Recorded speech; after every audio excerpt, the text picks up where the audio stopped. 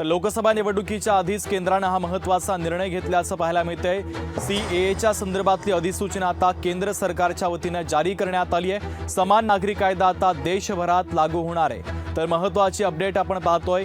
या निर्णयाचा आता भाजपला कोणता फायदा होतो का हे पाहणं देखील महत्त्वाचं आहे, कारण लोकसभा निवडणुकीच्या आधीच हा मोठा निर्णय घेण्यात आलाय। समान नागरी कायदा आता देशभरामध्ये लागू होणार आहे। केंद्र सरकारनं या संदर्भातली अधिसूचना आता जारी केली असून लोकसभा निवडणुकीच्या आधी सर्वात मोठा आता निर्णय घेण्यात आलाय। पुढच्या काही दिवसांमध्ये आता लोकसभेची निवडणूक होते, आचारसंहिता देखील लागणार आहे आणि त्याच आधी आता केंद्राच्या वतीनं हा सगळ्यात मोठा निर्णय घेण्यात आलेला आहे। कायदेतज्ञ उल्हास बापट सर आपल्यासोबत जोडले जातात, त्यांच्याकडनं या संदर्भात त्यांचं मत आणि विश्लेषण घेऊयात। उल्हास सर, स्वागत आहे लोकशाहीमध्ये तुमचं। केंद्र सरकारच्या वतीनं सीएच्या संदर्भातली अधिसूचना जारी केलेली आहे, तुमची पहिली प्रतिक्रिया अपेक्षित आहे। एक तर मी ती वाचलेली नाहीये, म्हणजे तुम्ही सांगताय त्यावर मी गृहीत धरतोय की सीएए लागू करतायत। आता वादग्रस्त तर आहेच हे सगळं। याचं कारण असं की भारत हा राज्यघटनेप्रमाणे धर्मनिरपेक्ष देश आहे। म्हणजे कलम 14, 15, कलम 21, 25 वोटिंग राईट्स कुठेही धर्माचा संबंध येत नाही।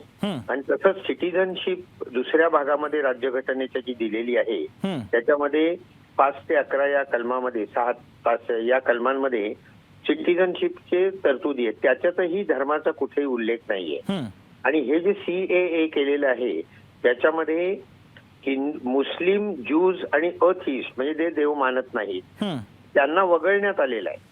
तर अशा तऱ्हेने धर्मनिरपेक्ष देशांमध्ये वगळता येईल का हा वादाचा मुद्दा आहे। तो सुप्रीम कोर्ट ठरवेल, त्याच्यावर मी काय बोलणार। एक गोष्ट लक्षात घ्या की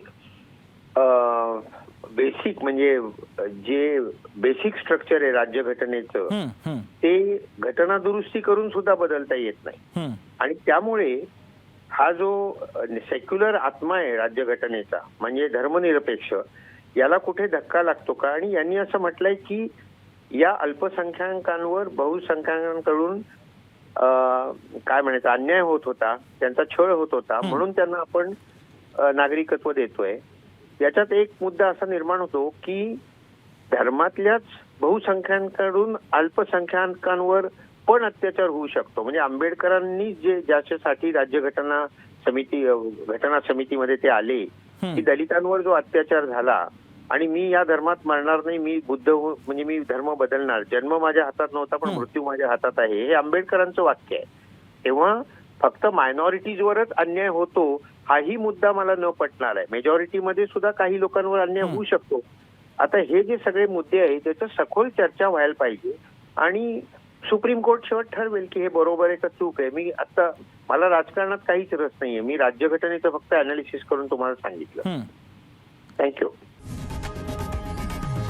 लोकशाही मराठी ऐका, पहा, जागरूक रहा।